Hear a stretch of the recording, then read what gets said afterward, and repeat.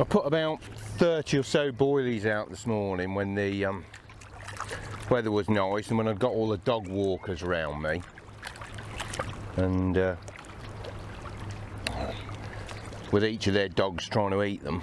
And I was just going to put a few more out now, but thinking about it, I've had no action all day. I've not seen any action. I've not seen any fish lumping out or breaking the surface. So people always tell me that oh, you know, shelf life boilies, they break down quite rapid, they're biodegradable, and they always tell me that they roll their own pop-ups round cork balls because shop bought pop-ups don't stay buoyant for very long. So what I thought is, I'm going to go all Heston Blumenthal on you, and when I get home I'm going to carry out a little experiment and find out myself and see exactly what does happen. So for this little experiment we are going to need one aquarium, 3 types of popular boilie from leading manufacturers, their companion pop-ups, a few chod hook links, and some good old H2O. As you can see, inside the tank I've placed all 3 boilies on chod rigs. Starting from the left is Mainline, the cell. The one in the middle is the Dynamite Baits Banana Crunch, and the one on the right is Sticky Baits the Krill. And around each pop-up I've placed 4 bottom baits of the same make. As you can see, it's now Saturday the 13th of May at 17:41. Let's see what happens. It's now 24 hours later at 17:41 on Sunday the 14th of May. As you can see, all 3 brands of pop-up have remained popped up. With regards to the bottom baits have remained whole as well. There's no deterioration or breakup within the bottom baits at the moment. You'll notice perhaps on the Sticky Baits Krill they've become slightly roughened around the edges, but that's all. As a byproduct of this, one thing that is interesting to note is that quite a high percentage of colour seems to have leaked out of the Dynamite Baits Banana Crunch, and you can see it clearly has spread across the bottom of the tank, probably forming a cloud of about between 1 centimetre and 2 centimetres off the bottom of the tank and spreading right across to the other 2 varieties of boilies. I'll just prod each boilie.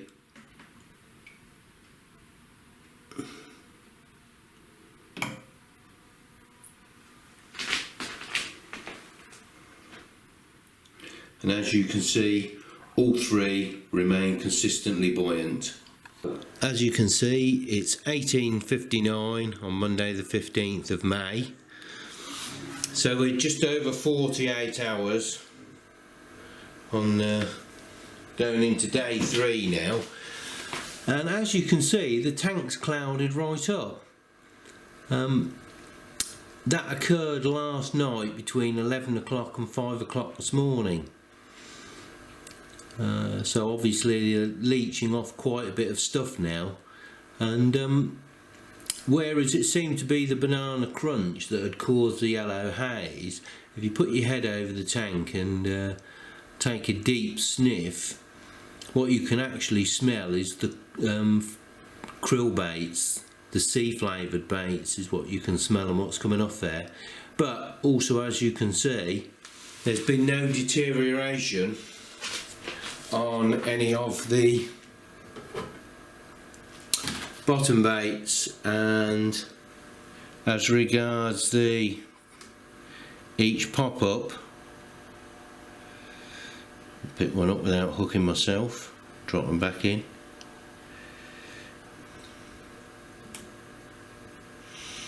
They are actually as buoyant as they probably were the first day of the experiment. As I said, regards the bottom baits, apart from them going a little bit ragged round the edge, the krill baits, there's no change. The other ones haven't degraded at all or broke up. It's 17:42 on Tuesday the 16th of May. That's end of day 3 now, 72 hours in. And I had to clean the tank out this morning because it had clouded up far too much. I couldn't see what was going on in there, and also there was the kitchen was getting filled up with a decidedly fishy smell, which obviously wasn't making me particularly popular. As you can see, as regards the pop-ups themselves, there is no issue with the pop-ups at the moment. The pop-ups are still as buoyant as when they were first dropped into the tank.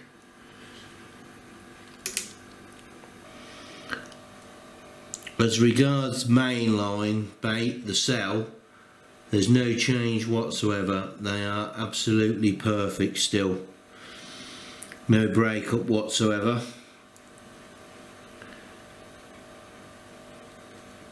If I look at dynamite baits, banana crunch, one's escaped me,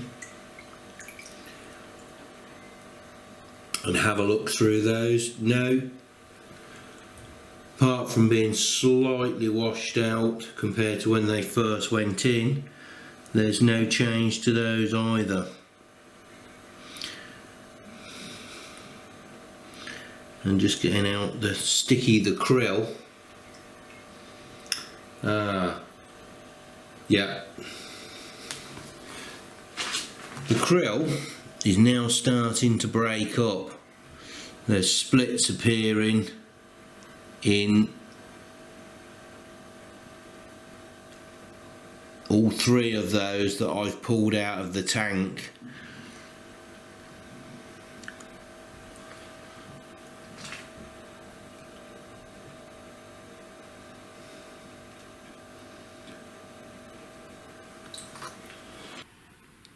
Well, it's 17:43 on Wednesday the 17th of May. We're at the end of day 4 now, so we've done 96 hours. As you can see, all 3 pop-ups remain buoyant at this moment in time.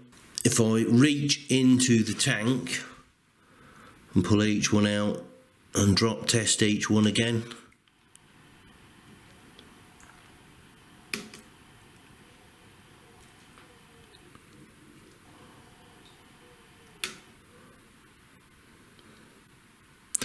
they all seem to be remaining quite buoyant. If I reach in now and examine some of the bottom baits,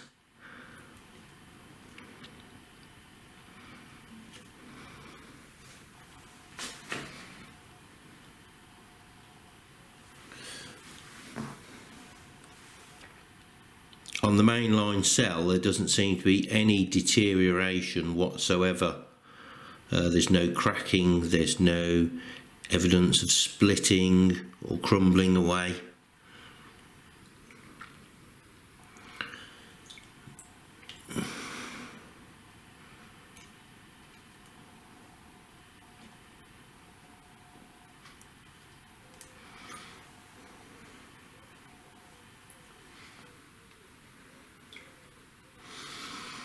As regards the dynamite baits, banana crunch, exactly the same.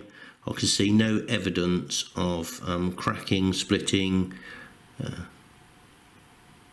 any degrading of the boilie whatsoever.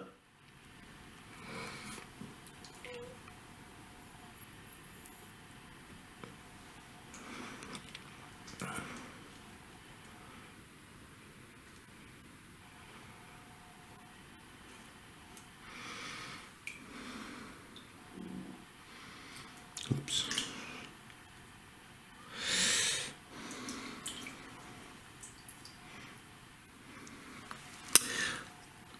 as you can see on the sticky baits, the krill boilies,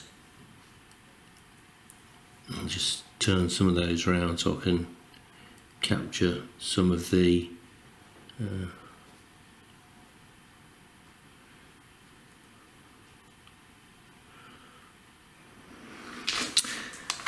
right. As you can see on sticky baits, the krill, there is quite a bit of cracking and splitting on the boilies as they're starting to biodegrade in the water. I don't currently know how long it would take at this time for these to break down completely, but I should imagine eventually that they would. One thing I have noticed as well as regards these, I don't know whether it shows up on the film footage, but when I was studying the tank I noticed that there's quite a bit of bubbling comes up from these. You can see where air is escaping from them, or gas, whichever it is coming out from these and rising up.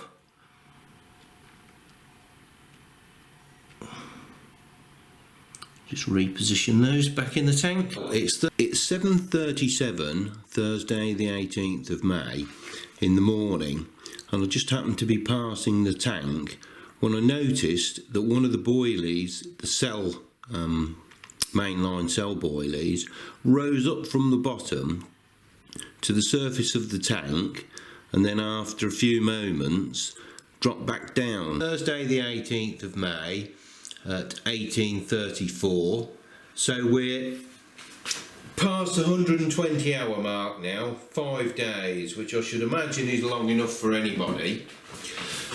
And as you can see, quite an interesting phenomena has occurred in the tank, which I mentioned on the other piece of film footage, where the mainline cell boilies started rising up to the surface. And they were rising up to the surface, hanging in the surface film, and then dropping back down after a little while. But as you can see, I've got 3 of them have all risen up to the top of the tank and have remained there at the moment. I don't know whether that would mean that on your local water they would start rising up off of the lake bed and drift off out of your swim. Because I've not seen that occur apart from in this test. If I put my hand back into the tank and do the drop test on the mainline cell, that's still as buoyant as on day 1. Dynamite baits, banana crunch is exactly the same, and sticky, the krill, is still as buoyant as day 1 as well. Pick out some of the mainline cell bottom baits.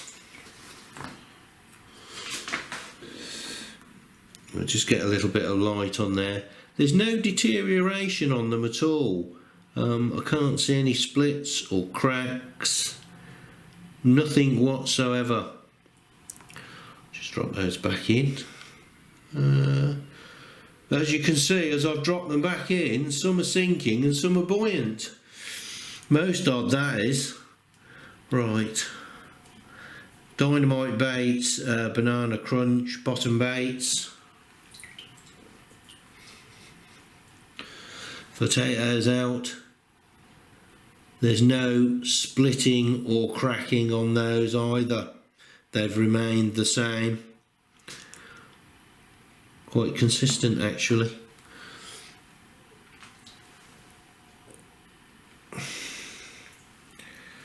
And finally, sticky, the krill bottom baits.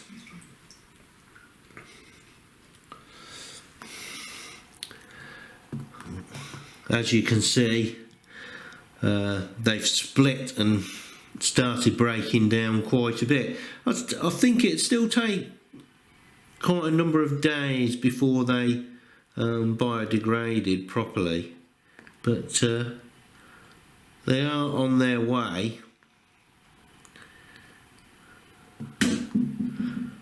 certainly is noticeable on these where it isn't on any of the others. Anyway, that's where I'm going to end my test. I think 5 days is enough for anybody.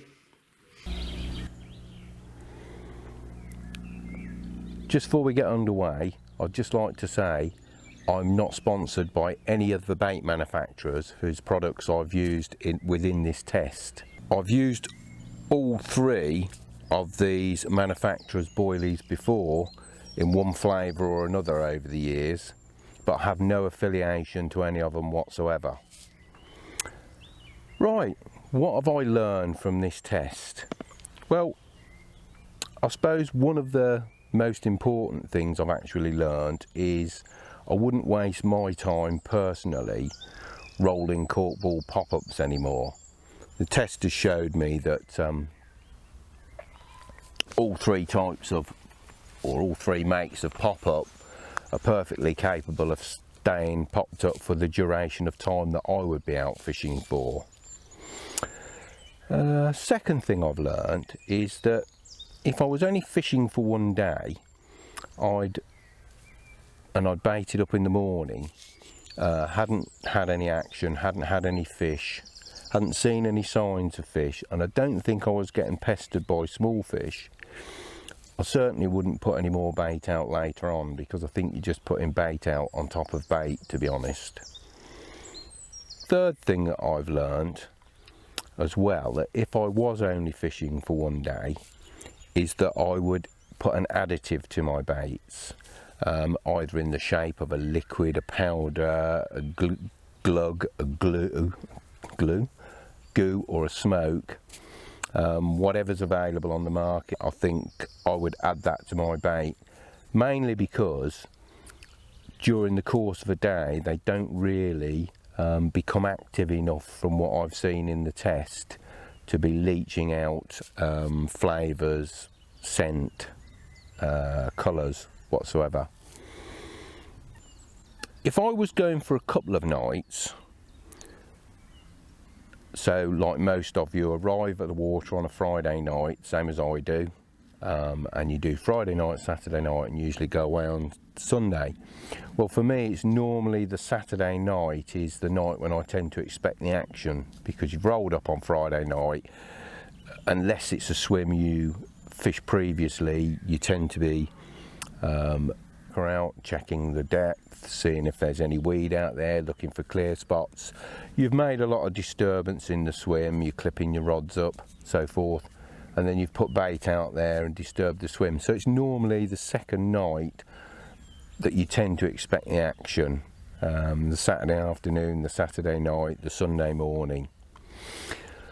And as I said, if I was going for a couple of nights like that, I'd probably look for a bait with characteristics similar to the dynamite baits that I've tried here, because from the test that I carried out, it was after the first 24 hours, that was the bait that was particularly leaching out quite a bit of colour and quite a bit of flavour, and that's what I'd be looking for if I was going for a couple of nights.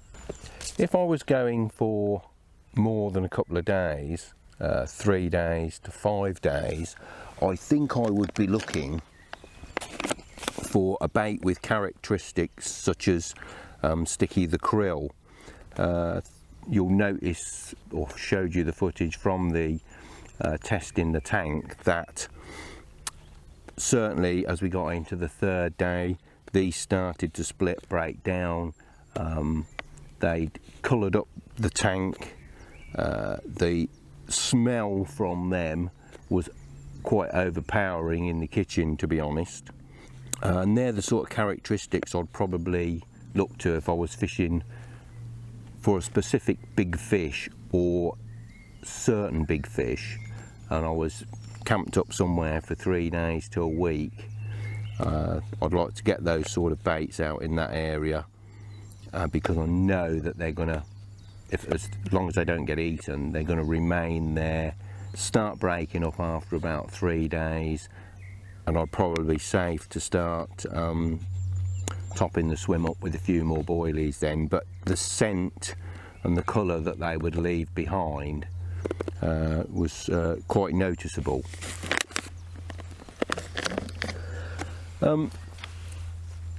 If I was looking for a bait to fish at long range with, I'd probably look for something from the mainline range with the characteristics of the mainline baits.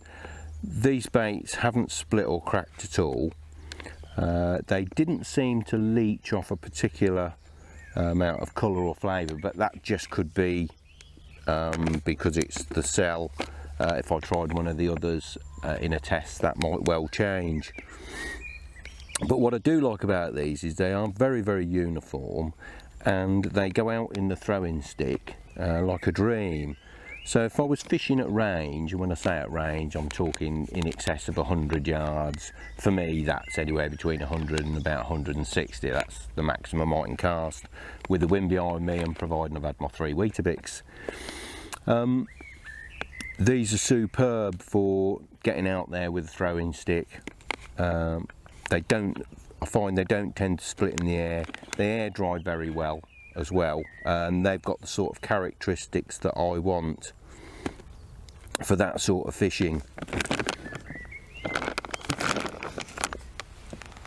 Although my findings are not conclusive, as each manufacturer does an extensive range of baits and flavours, and there are many more baits available out there on the market with similar or individual characteristics. Unfortunately, I'm not able to test all of them. As you know, Boilies are quite expensive, and I can't just go out buying bags of Boilies just for the purpose of testing them, as much as I'd love to.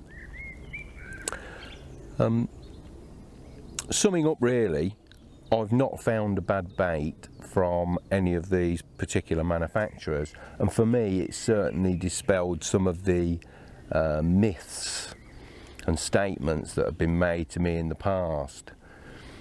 I'm sure each and every one of you has your own particular favourites that you like to use, and aren't going to be swayed by anything that I say, but I hope perhaps it just gives you that little bit of food for thought in either your approach to baiting or what types of bait you use in the future. Anyway, until the next time, thank you for watching.